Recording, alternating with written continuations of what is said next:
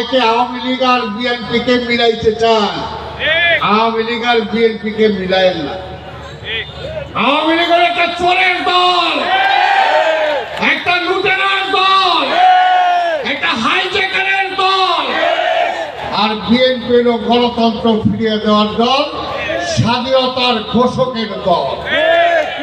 তাই বিএনপি আবার এবার দেখেন, ওই যে বললাম 15 থেকে 17 বছর আমাদের নেতা কর্মীরা অবজ্ঞা ছিল, কিন্তু তারপরেও তারেক রহমান দল ঘোষণা দিয়েছেন এবং তার পক্ষে আমিনুল হক যখন আপনাদের উত্তরে নেতা কর্মীদেরকে বলেছেন, খবরদার তোমার জায়গা যদি কেউ দখল করে থাকে, তোমার ব্যবসা প্রতিষ্ঠান যদি কেউ নিয়েও থাকে, এই মুহূর্তে সেটা উদ্ধার করতে যাওয়া যাবে না। সবাই ঠান্ডা হয়ে রয়েছে। এটা তো সত্যি যে অত্যাচার করেছিল আওয়ামী লীগ। আওয়ামী লীগের সেক্রেটারি বলেছিল এইরকম পরিবর্তন হইলে এক রাত্রে 5 লক্ষ লোক মারা যাবে। এটাই তো সত্য কথা। আওয়ামী লীগের বাড়িঘর সব জায়গায় আগুন জ্বলার কথা ছিল, কিন্তু ওই এক নির্দেশে কোথাও কোনো কিছু জ্বলে নাই।